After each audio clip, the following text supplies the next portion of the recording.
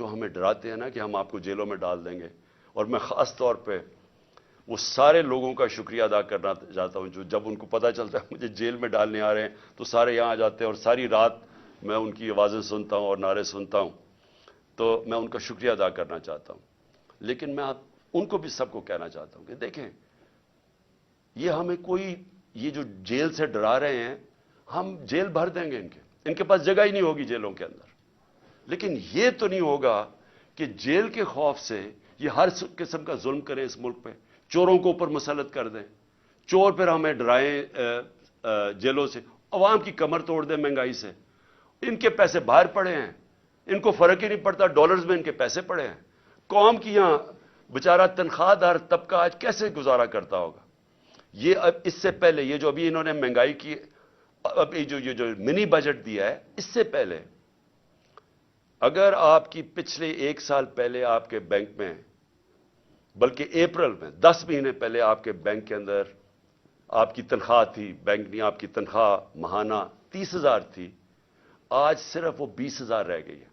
یعنی آج صرف وہ 20,000 کی چیزیں خرید سکتے ہیں۔ اور اب ایک اور مزید طوفان آ رہا ہے مہنگائی کا، جو آج مہنگائی ہے، آج کی شرح میرے خیال میں 32 تھی، آج اس سے بھی اوپر چلی گئی ہے، 39 پہ چلی گئی ہے۔ اس کا مطلب یہ مزید مہنگائی اب یہ اور بڑھے گی۔ تو ان کو تو فرق ہی نہیں پڑتا کیونکہ ان کے پیسے باہر پڑے ہیں، اور ڈالرز کا مطلب کہ ان کے پیسے پاکستان کے مقابلے میں اس میں اضافہ ہو رہا ہے دولت میں، کیونکہ ہمارا جس طرح روپے کی قیمت گرتی رہی ہے اور مہنگائی بڑھتی جا رہی ہے تو روپیہ کم چیزیں خریدتا ہے، لیکن کیونکہ ڈالرز میں ہے وہ ڈالر زیادہ چیزیں خریدتا ہے، تو ان کو کوئی نقصان نہیں ہو رہا۔ یہ جو ملک میں اس وقت عذاب آیا ہوا ہے مہنگائی کا، تو انشاءاللہ بدھ کو میں سب کو آج اپنی ساری قوم کو بھی، اپنی تحریک، اپنی پارٹی کو، سب کو کہہ رہا ہوں کہ ہم یہ شروع کریں گے اور یہ سارے پاکستان کے اندر ہماری یہ تحریک جائے گی۔ اور اب آپ سنیں کہ اس کے بعد اب کیا ہوتا ہے۔ کیئر ٹیکر گورنمنٹ آتی ہے۔ کیئر ٹیکر گورنمنٹ کا صرف کام الیکشن کروانا ہے۔ آن گوئنگ انویسٹیگیشن ہے جے آئی ٹی کی، جے آئی ٹی نے فائنڈنگز سامنے آ گئی، کیئر ٹیکر گورنمنٹ آ کے جے آئی ٹی کو پہلے تو روک دیتی ہے، پھر وہ جو آفیسر کام کر رہا ہوتا ہے اس کے اوپر اس کو ایس ڈی بنا دیتی ہے، ریکارڈ سیز کر لیتی ہے۔ اب یہ ذرا سنیں، ریکارڈ سیز کرتی ہے تو یہ آج ہوتا کیا ہے؟ عدالت پہلے تو وہ جو جے آئی ٹی کی تفتیش ہو رہی ہوتی ہے اس کے اندر جب وہ کیس لگتا ہے پچھلی باری، تو وہ کہتے ہیں جی ہمارے پاس تو ریکارڈ ہی نہیں، اور وہ ریکارڈ ہی نہیں دے رہا۔ اینٹی کرپشن کے نیچے جو اپنا آدمی اینٹی کرپشن کے اوپر یہ لے کے آتے ہیں، اپنے کا مطلب شہباز شریف کا آدمی، وہ ہمیں ریکارڈ ہی نہیں دیتا۔ یعنی جے آئی ٹی کو جو عدالت کے سامنے وہ ریکارڈ ہی نہیں دیتا جو اس کے پاس ریکارڈ پڑا ہوتا ہے۔ پھر وہ جو عدالت اسے کہتی ہے، اینٹی ٹیررزم کورٹ جو گجرانوالہ کا ہے، وہ آرڈر کرتا ہے ڈی جی کو کہ ریکارڈ پروڈیوس کرے، ہمارے سامنے ریکارڈ لے کے آؤ۔ پہلے وہ ریکارڈ نہیں لے کے آتا، پھر دوسری 2 پروسیکیوٹرز جاتے ہیں اینٹی کرپشن میں وہ ریکارڈ لینے۔ جب وہ وہاں جاتے ہیں تو پتہ چلتا ہے کہ صرف 11 صفحے رہ گئے ہیں، سارا ریکارڈ جے آئی ٹی کا غائب ہو گیا، اور صرف اس میں سے 11 صفحے رہ گئے ہیں، چن کے وہ 11 صفحے جن کا کوئی بے معنی ہے۔ یعنی جے آئی ٹی کو سیبوٹاج کر دیا گیا اس نئی گورنمنٹ نے۔ اور پھر سنیں ذرا، اب میں ذرا پورا اس کو سمجھاؤں اب یہ کیا ہوا ہے۔ ایک جو ہوتا ہے جس کو جیل میں رکھا ہوتا ہے اس کی بیل ہو جاتی ہے، یعنی 2 آدمی جیل میں، ایک کو بیل ہو جاتی ہے۔ اور کیونکہ ہمارا کیس نہیں رجسٹر کرتی، کیونکہ پولیس میری ایف آئی آر نہیں رجسٹر کرتی، اور پولیس اپنی ایف آئی آر لے کے آتی ہے جس میں پولیس کہتی ہے ایک شوٹر ہے، جو جے آئی کا جو تفتیش ہوتی ہے اس میں پتہ چلتا ہے 3 شوٹر ہے، تو ان کی ایف آئی آر تو بے معنی ہوگی نا۔ تو اب یہ سچویشن کیا ہے کہ آج جو میرے اوپر حملہ ہوا تھا اور جو اتنی دیر کی تفتیش ہوئی تھی، پہلے انہوں نے میرا جب ایف آئی آر بھی نہیں کاٹی، اتنی تفتیش کے بعد آج کیا سامنے چیز آتی ہے کہ جو ریکارڈ تھا وہ جان کے انہوں نے ختم کیا، سیبوٹاج کیا۔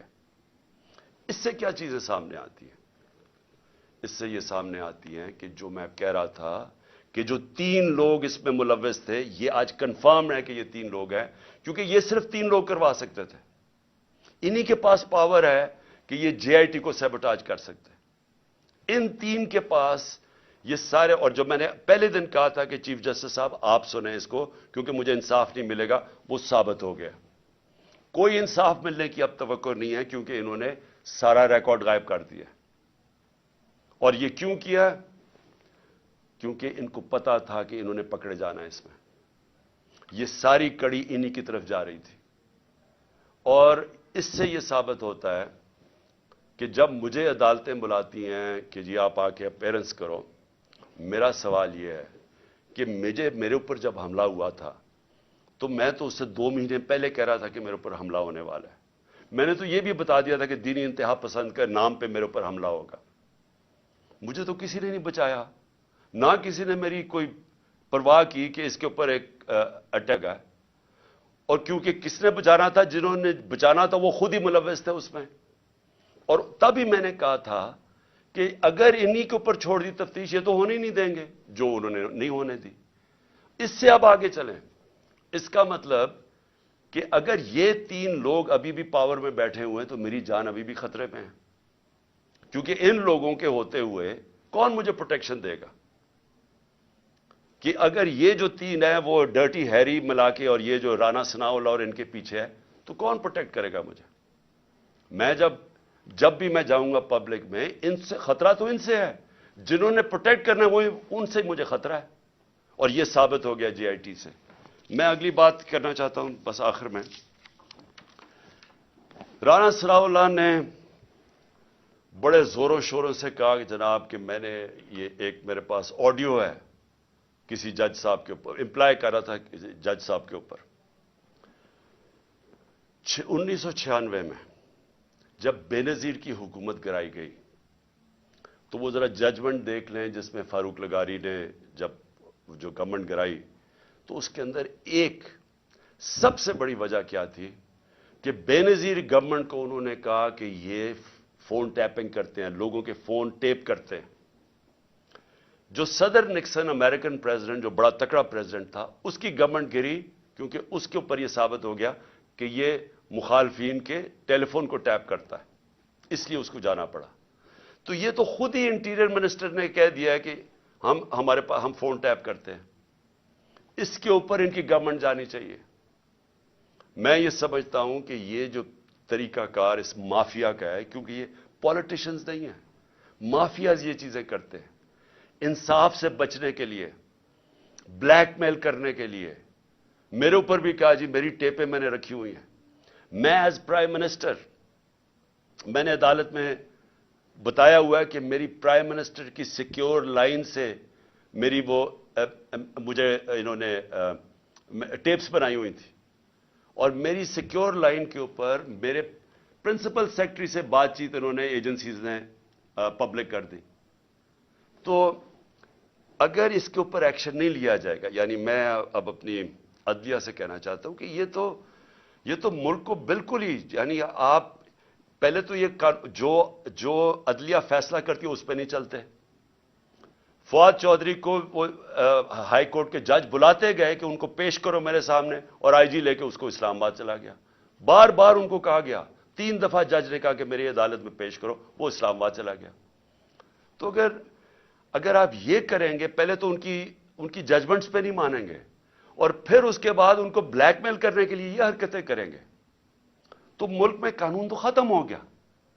تو اس لیے یہ جنگ ہے پاکستان کی. یہ جو جنگ میں آپ کو حقیقی آزادی ہے کیا؟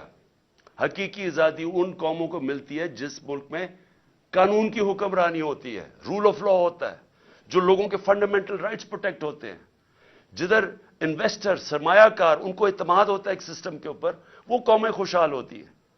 تو جس قوم میں ججز کی ججمنٹ ہی نہیں ہو رہی، مجھے بتائیں کون سا انویسٹر آئے گا پاکستان؟